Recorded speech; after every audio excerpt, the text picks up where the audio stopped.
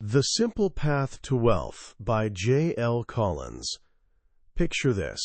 It's a quiet afternoon in 2001, just after the world tilted on its axis following 9/11. A father sits on the couch with his 8-year-old daughter, both staring at the television. The images flickering across the screen could be from the Great Depression, long lines of people waiting for food. The reporter's voice cuts through, explaining these are the newly poor folks who've lost everything in the economic chaos. The little girl turns to her dad, eyes wide with worry, and asks the kind of question that makes your heart stop. "Daddy," she says, "are we poor?" Here's the thing. Her father had just lost his job, not just any job either. This was the best position he'd ever landed. Just 12 months earlier, he'd been riding high, celebrating a record-breaking year with his career stretching out before him like an open highway. Now, unemployed. But when he looked at his daughter, he didn't hesitate for even a heartbeat. "No, honey, we're just fine." She wasn't buying it that easily. "But you don't have a job." He smiled, the kind of smile that comes from deep knowing. "That's no problem. We have money that's working for us instead." That father is J.L. Collins, and that single conversation captures the beating heart of what we're diving into today. This isn't just another book about money and spreadsheets and compound interest calculations. This is a book about freedom, plain and simple. It started as a collection of letters Collins wrote to his daughter, trying to share the financial wisdom he'd gathered over the years, even though she wasn't quite ready to hear it yet. He understood something most of us learn too late. Money is like fire. Master it, and it keeps you warm and lights your way. Ignore it, and it burns your house down. Those letters turned into a blog. That blog turned into a movement, followed by millions of people worldwide who are hungry for financial independence. And here's what makes this book different. Collins builds everything on a shockingly simple foundation in a world that profits from making investing seem like rocket science.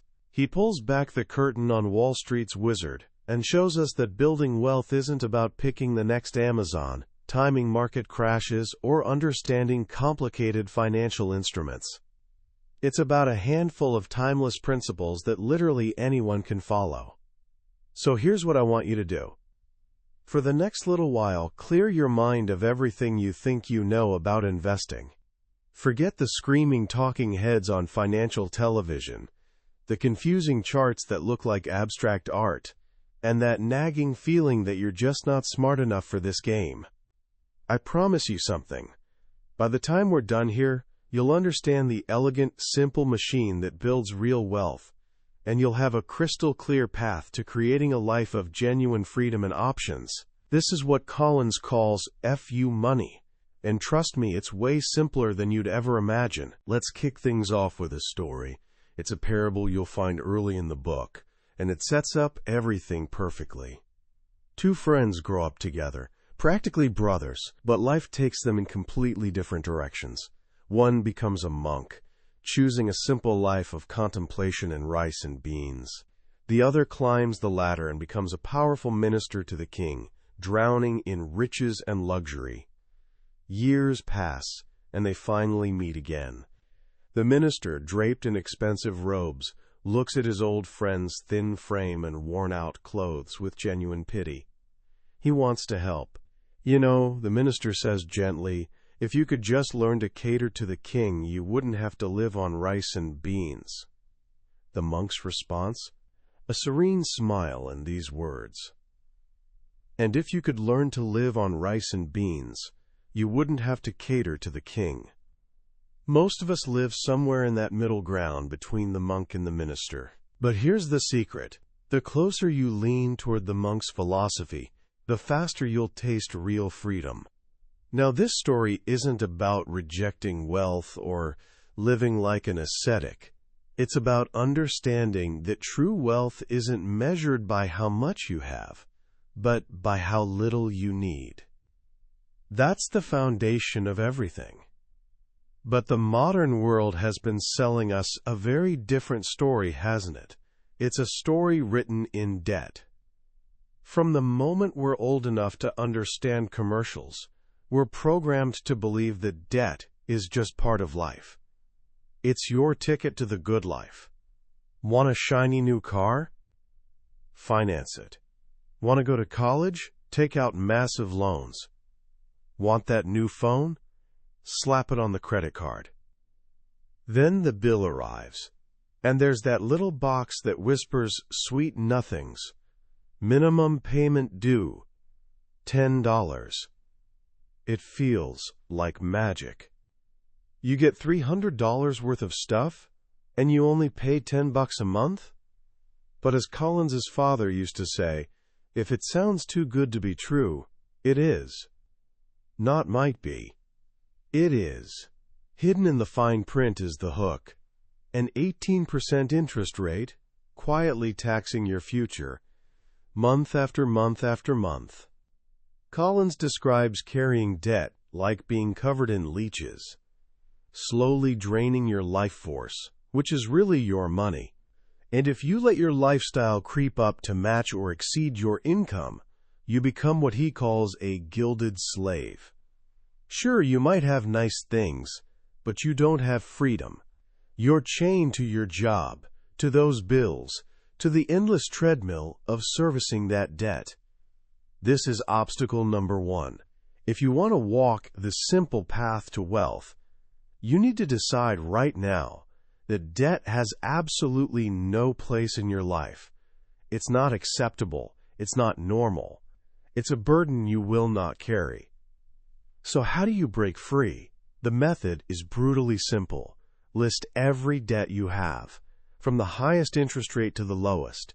Then you go on what Collins calls a spending fast. Every non-essential expense gets cut. The daily lattes, the restaurant meals, the streaming services you barely use. All of it. That money gets redirected like a fire hose at the debt with the highest interest rate. You pay minimums on everything else, and every spare dollar goes to killing that first debt. Once it's dead, you take all that money and blast the next one, then the next, until they're all gone. This process does two remarkable things. First, obviously, it frees you from those leeches. But second, and maybe more importantly, it builds the single most powerful wealth-building muscle you'll ever develop. The ability to live on less than you earn. Once the debt is gone, that fire hose doesn't stop. It just gets redirected.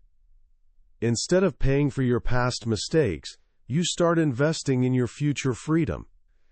And what exactly is that future? It's a concept Collins gave the most memorable name imaginable, FU money.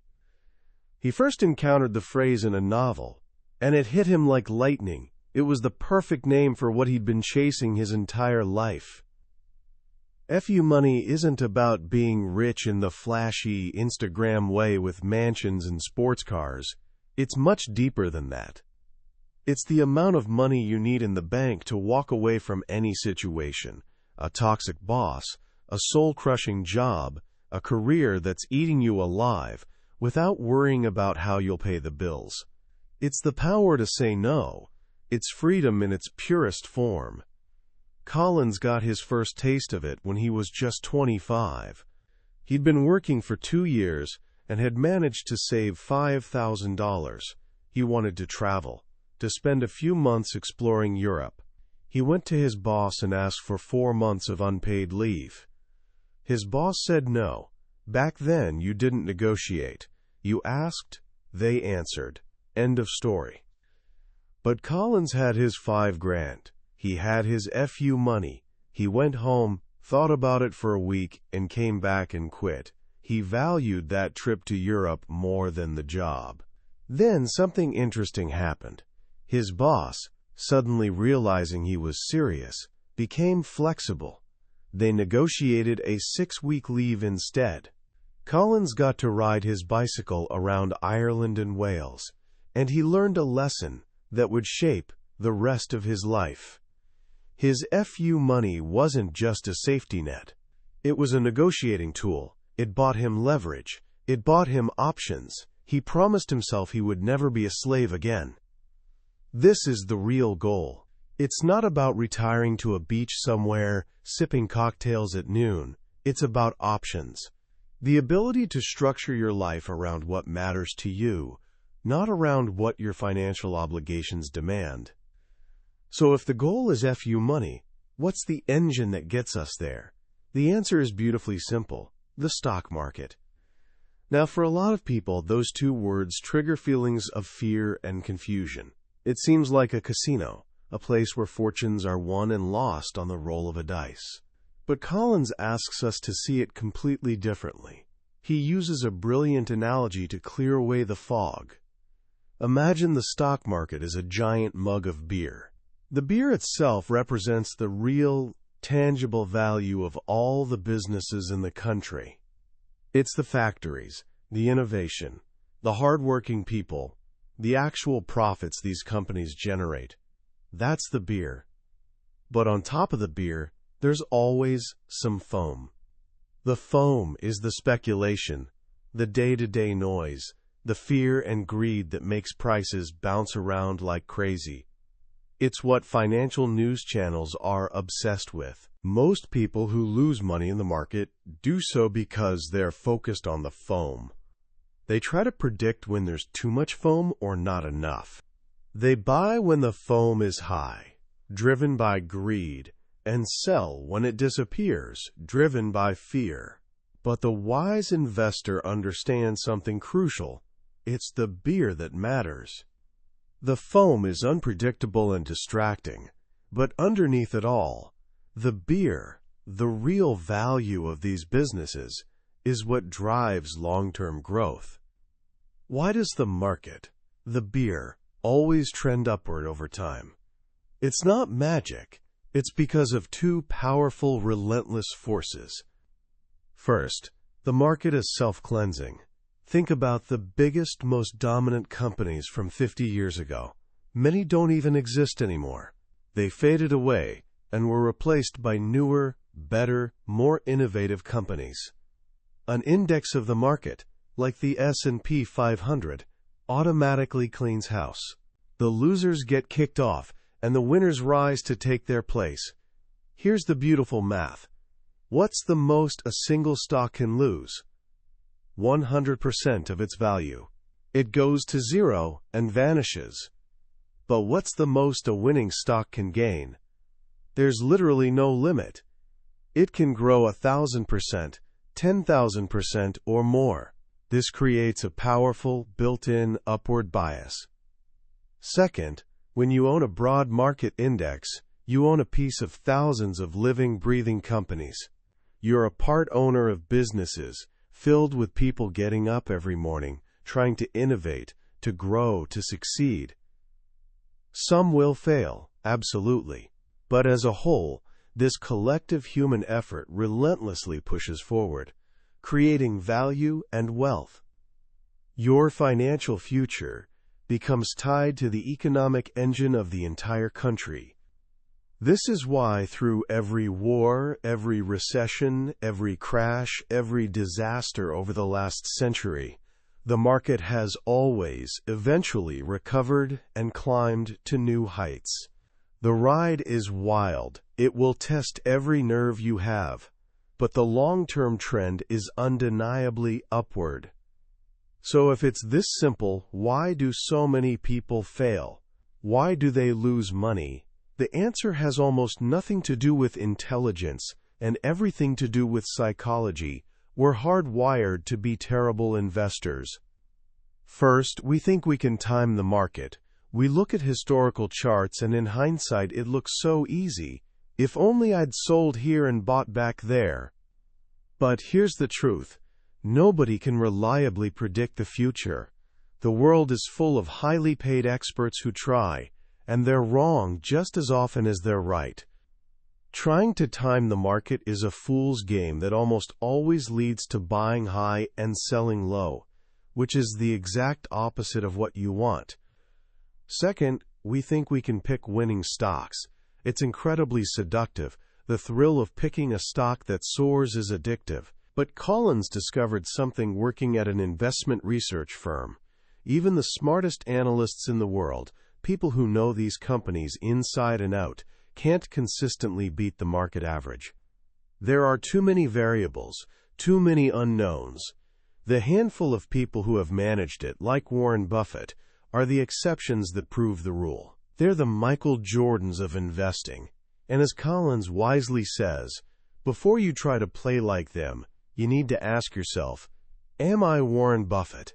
If the answer is no, you're better off not playing his game. So if market timing is a trap and stock picking is a losing game, what's the solution? The answer is elegantly simple. You don't try to beat the market, you buy the entire market. You do this through one simple, elegant tool, a low-cost, broad-based index fund. Collins points to one fund as the cornerstone, Vanguard's Total Stock Market Index Fund, ticker symbol VTSAX. By owning this one single fund, you become a part owner of virtually every publicly traded company in the United States, thousands of them. You get all the winners and all the losers, and because of that powerful upward bias we talked about, your wealth grows with the entire economy. You're not betting on a single horse, you're betting on the whole race. This brings us to the two core portfolios Collins lays out, one for each stage of your financial life. The first is the wealth accumulation stage. This is when you're working, earning, and saving. Your goal is to grow your FU money as aggressively as possible. During this phase, your portfolio can be breathtakingly simple, 100% in VTSAX. That's it. One fund. This is considered a very aggressive allocation, and traditional financial advisors would probably gasp. But think about it. You're young. You have decades ahead of you. When the market crashes, and it will crash many times, you shouldn't see it as a disaster. You should see it as a sale. Every dollar you invest during a downturn buys you more shares of the American economy at a discount. In the accumulation phase, market drops are actually gifts. You just need the courage to keep investing straight through them. Collins shares the painful story of his own failure during the crash of 1987. It was the biggest one-day drop in history. He knew intellectually that he should hold on, but emotionally, he couldn't handle it. He sold near the bottom, locking in massive losses. It was expensive and embarrassing. But it taught him a lesson deep in his bones that made him unshakable during every future crisis, including the nightmare of 2008. It taught him to be tough. And that toughness is the price of admission for the spectacular returns the market provides over time. The second stage is the wealth preservation stage. This is when you've reached financial independence and you're ready to start living off your investments. Your goal shifts from aggressive growth to creating a smoother, more stable ride. Now you introduce a second tool, a bond fund. Specifically, Vanguard's Total Bond Market Index Fund, ticker VBTLX. Bonds are basically loans you make to corporations and governments. They're less volatile than stocks and provide steady income. They act as a stabilizer. When stocks zig, bonds often zag. Adding them smooths out the bumps. Collins' own portfolio in this stage is still wonderfully simple.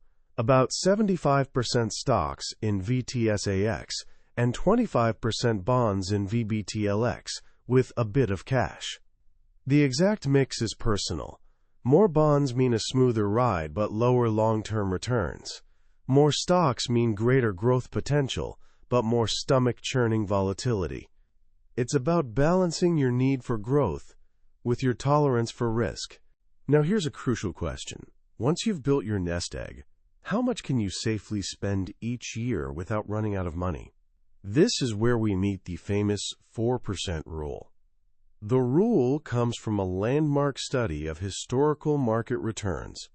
It found that if you withdraw 4% of your portfolio in your first year of retirement, then adjust that amount for inflation each year after, there's a very high probability, over 95%, that your money will last at least 30 years. In fact, in most scenarios, the portfolio didn't just survive, it actually grew to a massive size. This means, if you can live on 4% of your investments, you're financially independent. To figure out your FU money number, flip the equation. Multiply your annual expenses by 25. If you need $40,000 a year to live comfortably, you need $1 million portfolio. 40,000 times 25 equals 1 million. But Collins is quick to point out that the 4% rule is a guideline, not a law carved in stone. The real key to security in retirement is flexibility. If the market has a terrible year, maybe you spend a little less. You skip the big vacation. If the market has a phenomenal year, maybe you splurge a little. You don't just set it and forget it. You stay flexible and adjust to reality. The final piece of this puzzle is where to actually hold these investments. Collins refers to retirement accounts like 401 kiloseconds and IRAs as buckets. They're not investments themselves. They're special containers that hold your investments and give you tax advantages. His advice is straightforward. If your employer offers a retirement plan like a 401k, especially with matching contributions, you absolutely need to take advantage of it. The employer match is literally free money. Inside that plan, look for the lowest cost index fund available, hopefully one that tracks the total stock market or the S&P 500. Then open your own IRA with a low-cost provider like Vanguard, which gives you complete control. The idea is to put as much of your investment money as possible into these tax-advantaged buckets to let it grow sheltered from taxes for as long as possible. The beauty of this whole approach is that it requires very little time or effort. Once you've set up your simple two-fund portfolio and automated your contributions, you can mostly ignore it. You can get on with the important work of actually living your life, building your career, pursuing your passions, spending time with people you love. You don't need to check your portfolio every day. You don't need to read the Wall Street Journal. You don't need to worry about what the market did this week. You just need to stick to the plan, keep your costs low, stay diversified with broad index funds, and most importantly, stay the course. That's the simple path. It's not easy, because it requires discipline and the courage to ignore the crowd when they're panicking or getting greedy. But the path itself is crystal clear. Spend less than you earn. Invest the surplus. Avoid debt. Do this consistently, and you won't just end up rich in money. You'll end up rich in the one thing money can truly buy: your freedom. As we step back and look at what J.L. Collins has laid out for us, what strikes me most isn't just the simplicity of the advice, it's the profound honesty behind it.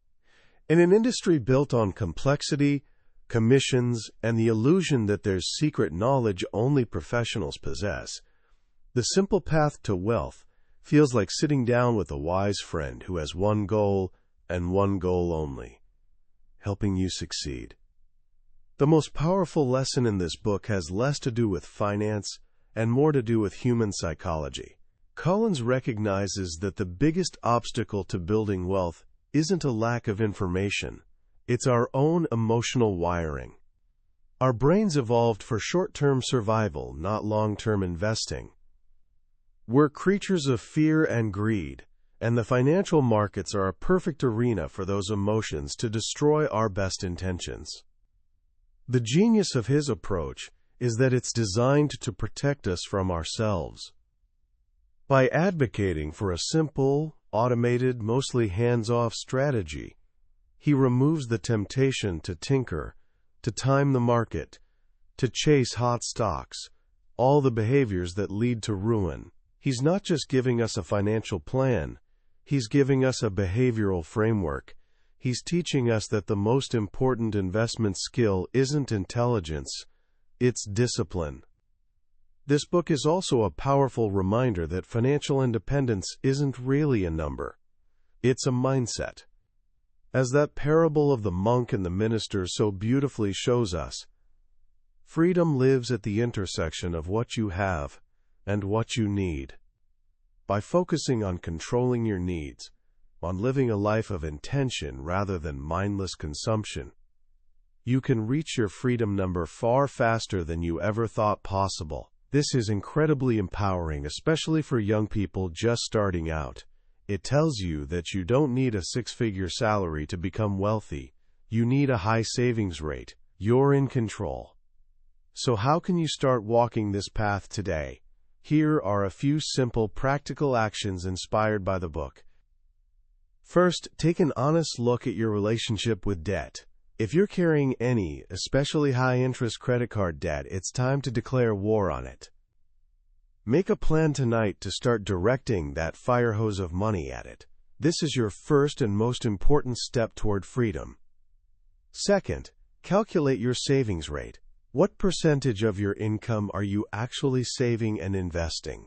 Don't be discouraged if it's low. Just knowing the number is the first step. Then identify one single thing you can change this week to increase it, even if it's just by 1%. Maybe it's making coffee at home or canceling a subscription you forgot about. Small changes, compounded over time, lead to extraordinary results. And third, if you have access to a retirement plan at work, log in tonight and look at your investment options. See if there's a low-cost, broad-based index fund available. If there is, congratulations. You now have access to the most powerful wealth-building tool in history. That was a summary of The Simple Path to Wealth by J.L. Collins. We've covered the main ideas today, but here's the thing. A summary is like looking at a photograph of a beautiful landscape. It gives you a sense of the place, but it can never replace actually being there. The real magic of this book is in the stories, the tone, and the quiet confidence Collins builds in you as a reader. This summary is your map, but the book is the journey itself. If any of the ideas we've explored today resonated with you, the concept of FU money, the simplicity of index funds, the dream of a life built on freedom and options, I genuinely encourage you to pick up a copy. Reading it isn't just learning. It's an investment in a future where you're truly in control. The link to the book is in the description below. Also, if you found this summary valuable and want to keep exploring ideas from the world's most influential books, please take a moment to like and subscribe. It helps the channel more than you know, and it makes sure you won't miss our next journey into another life-changing book. Let's keep learning and growing together.